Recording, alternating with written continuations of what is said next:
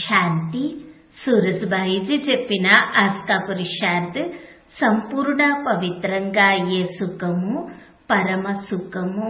పవిత్రతయే సుఖశాంతులకి జనని.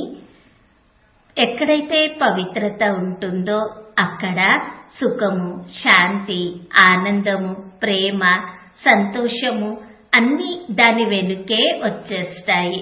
పవిత్రత యొక్క లోటు మనుషులని చిరాకు పడేట్లుగా చేస్తుంది, దుఃఖపరుస్తుంది, వారిలో అశాంతిని ఉత్పన్నం చేస్తుంది.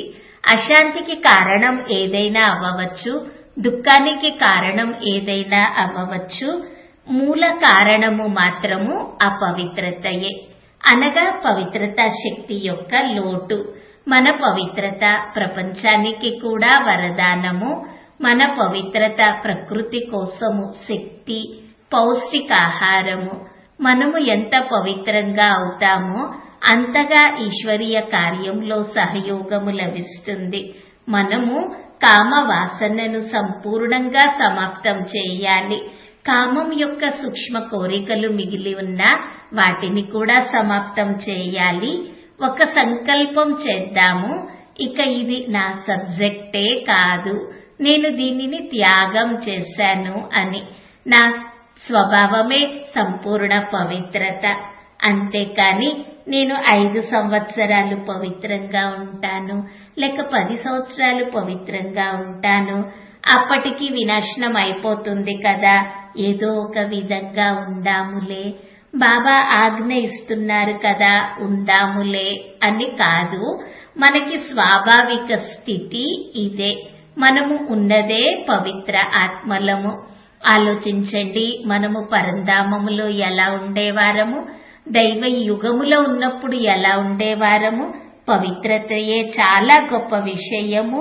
అందరూ దీనిని మరచిపోయారు.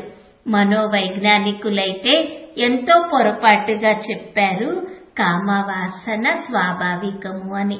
ఇక మనుషులను అంధకారములో పడేశారు, వాసనల బురదలో పడేశారు. మనోవైజ్ఞానికులు ఇలా పతనం వైపుకు తీసుకువెళ్లే పెద్ద కారణముగా అయ్యారు. ఇప్పుడు బాబా స్వయంగా వచ్చి స్పష్టపరుస్తున్నారు, పవిత్రతయే మీకు స్వధర్మము, మీరు దీని చేత సుఖము పొందాలి అని. కావున సంకల్పం చేయాలి, పవిత్రతయే నా జీవితము. ఏ వ్యర్థ సంకల్పాలు కలిగిన, వ్యర్థ కోరికలు కలిగిన, గత సంస్కారాలు ప్రత్యక్షమైన, లేక ప్రపంచంలోని వాతావరణమును చూసి దాని ప్రభావంలోకి వచ్చి ఏ నెగటివిటీ వచ్చినా, స్వప్నంలో ఏ రకంగా చెడు ఉన్నా వీటన్నింటినీ తీవ్రంగా యోగబలము ద్వారా, స్వమాన అభ్యాసము ద్వారా, సుందర చింతన ద్వారా సమాప్తం చేయాలి. ఈ మూడింటిని మనలోకి తీసుకురావాలి. యోగ బలము చేత మన శక్తులు సూక్ష్మ రూపమును ధరిస్తాయి. చింతన చేత శరీరం యొక్క శక్తి ఎంతగానో ఉపయోగించుకోగలుగుతాము. ఈ శక్తులు భోజనం చేత కూడా తయారవుతాయి. అప్పుడు ఈ శక్తి ఆధారంగా మనలో పవిత్రత కూడా సరళంగా మారుతుంది. అందుకే ఆహార పానీయాలపై కూడా అటెన్షన్ ఇవ్వాలి. ఆహార పానీయములు భారంగా ఉంటే అవి కడుపును భారంగా చేస్తాయి, గ్యాసెస్ ఉత్పన్నం చేస్తాయి. దాని చేత కూడా పవిత్రతలో తేడా వస్తుంది. ఎంతో ఎక్కువగా ఎర్రకారము తింటే, ఎక్కువసార్లు టీ తాగే అలవాటు ఉంటే, ఎక్కువగా వేపుళ్లు తింటూ ఉంటే దాని చేత కూడా అపవిత్రత పెరిగే సంభావన ఉన్నది. కావున బాబా అల్లము, వెల్లుల్లి, ఉల్లి కూడా వద్దని చెప్తున్నారు.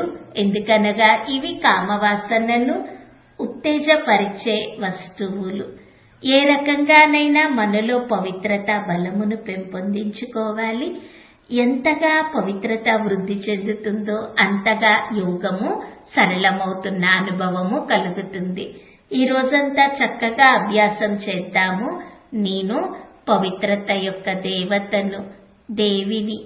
నేను ఇక్కడ అవతరించినదే 4 వైపులా పవిత్రత సుఖశాంతుల రాజధాని స్థాపన చేయుటకు నేను పవిత్రత సూర్యుడను. ఆ తరువాత డ్రిల్లు చేద్దాము.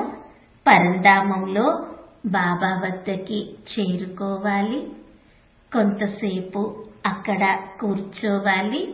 మరలా తిరిగి రావాలి. భృకుటి సింహాసనం పైన చేరి అనుభవం చేసుకోవాలి.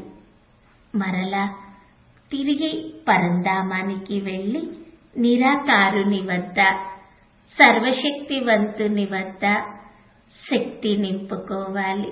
మరలా తన దేహంలోకి తిరిగి రావాలి. ఈ డ్రిల్లు ఉదయాన్నే 10 సార్లైనా తప్పకుండా చేయాలి. ప్రతి గంటకి 2 సార్లు, ఒక్కొక్క నిమిషం పాటైనా చేయాలి. ఇలా చేయడం చేత రోజంతా యోగయుక్త స్థితిలో గడిచిపోతుంది. ఓం శాంతి.